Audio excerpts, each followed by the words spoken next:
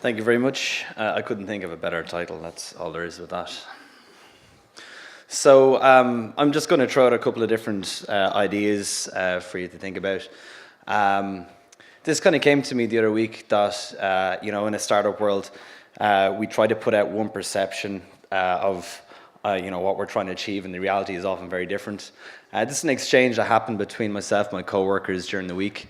I was on holidays last week, and they were going for coffee, and this is GroupMe, so I got the message, and I was like, yeah, I'll have a caramel latte, please.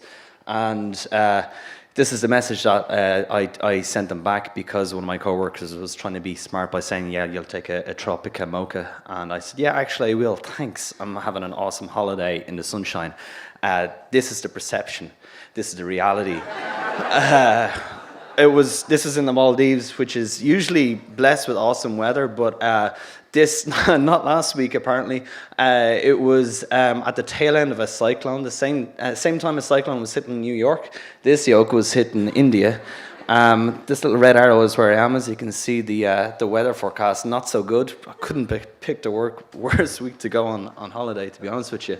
So I'll give you a couple of more kind of personal examples.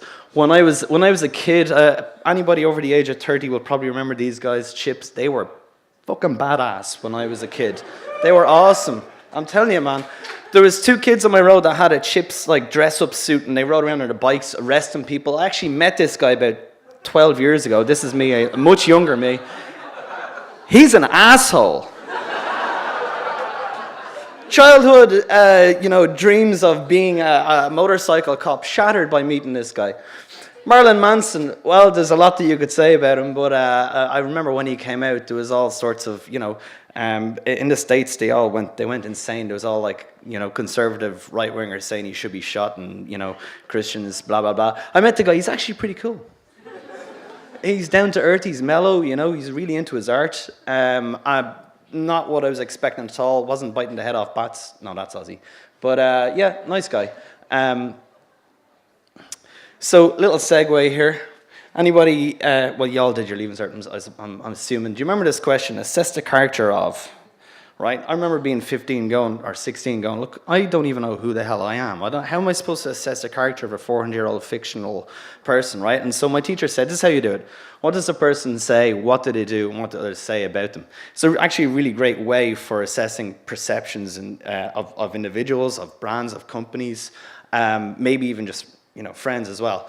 Segue back into it. If science is making sense of the world, is perception how we feel about the world?